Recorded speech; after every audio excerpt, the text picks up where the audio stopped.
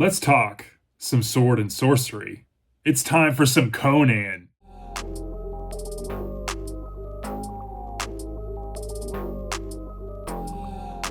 Welcome back to Kevin Toll Reads, where today we're doing a book review of The People of the Black Circle by Robert E. Howard. It is a novella in this Del Rey omnibus collection of The Bloody Crown of Conan. We just read and reviewed, and I had a live stream with the Elusive Exclusive Book Society on The Hour of the Dragon, which is in this omnibus collection. The People of the Black Circle is considered a novella. It's about 75 pages in length in this edition, published in the September and October issues of Weird Tales magazine in 1934. Robert E. Howard, he's becoming one of my favorite writers. And just a little foreshadow, I'm working on a video of my top 20 authors, and it's coming, so just be on the lookout. But anyway, let's dive right into the summary of this thing. So a summary of this story. The story begins in Vinya, a fictional land inspired by India, which is a theme that I really kind of enjoyed, which we'll talk about. But in this land, Yasmina, the Devi or princess of Vinya, seeks vengeance after her brother, the king, is assassinated through sorcery by the Black Seers of Yimsha, a sinister cabal of magicians. So desperate for justice, Yasmina decides to use Conan as a powerful hill chieftain of the Aguli tribe as her weapon. See, Conan is there representing the Afghuli tribe because Vinya has 7 of his warriors and he's wanting to barter. But in doing so, Conan, as in Conan fashion, takes upon himself to secretly invade Vinya and capture Yasmina, who happens to be there, to use her as a trade item, but in retaliation as well.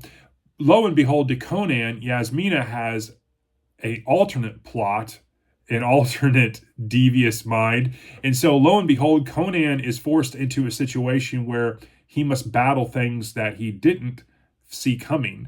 And so this is where it really becomes a tale of intrigue, sorcery, and adventure. And I really enjoyed this. So let's talk about that, what I enjoyed. So the story is really a great example of Howard and his abilities to really captivate you as an author. The prose is magnificent, the plotting is fast-paced, everything moves along, and plus you get a novella-length story.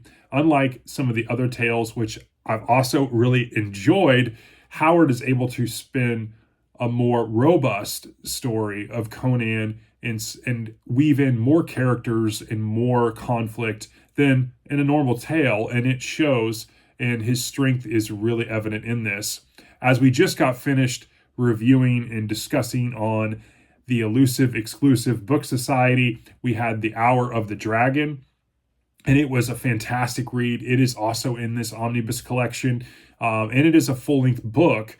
This novella, though, again, showcases Howard's ability really well.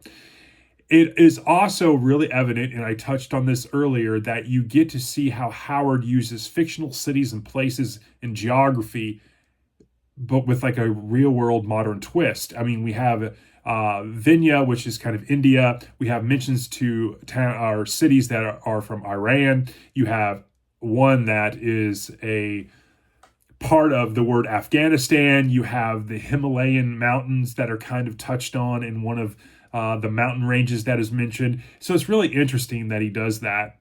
I really also enjoyed some of the conflict in here, the Afghuli tribe and Conan, and how, their loyalty can be at a moment's whim, so to speak. I really enjoyed some of the alliances, betrayals. I think Conan forms a lot of temporary alliances and has to in this story. The story has a lot more sorcery than you normally see, and it's really enjoyable. I liked some of the resolution, some of the conflict, and obviously how things come to a head in the end. I really enjoyed the character, the master of Yimsha. I really enjoyed him kind of as the ultimate pentatool boss of the sorcerers, and so that was really a lot of fun. In terms of excerpts, there was one quote that I thought was really, really good. It was, "Your black arts mean nothing to me," he growled. "Steel is stronger than sorcery, and I'll prove it to you. Give me your neck." And so that was a really good one. And there's another one I want to read, and it's the bottom of page 67.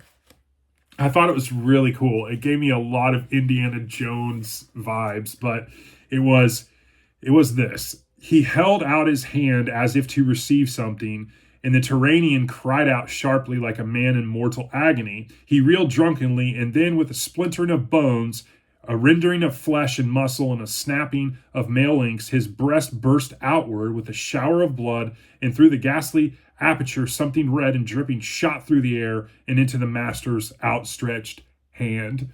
And that was just a really, really cool excerpt. I thought it gave me a little bit of vibes of Indiana Jones and the Stones, and I thought it was really cool.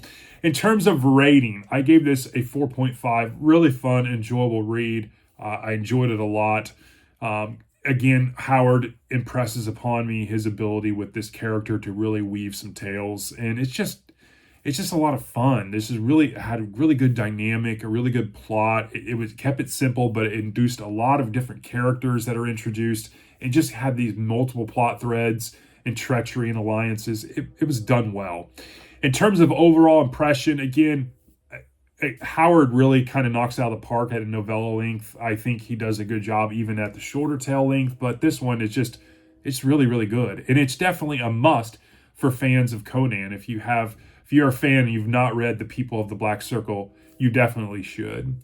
And so that is my take on Robert E. Howard's The People of the Black Circle, from this tale, The Bloody Crown of Conan, 1934 publication. It still reads like such great epic fantasy sword and sorcery.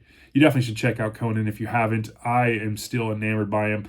I have another omnibus book along with a couple other stories left in this one to get through as well. And then I'll be jumping. I have an omnibus collection from Del Rey of his Solomon Kane stories. And so I'm eager to get into those as well. I will be, however, just to make mention, little house cleaning here, I will be taking a reprieve from Conan during the month of February, because February is Holmes is where the heart is. So I will be focusing on Sherlock Holmes quite a bit in February, but I will return to Conan in March. So hope you have a great week, and I will talk to you all in the next one. Thanks.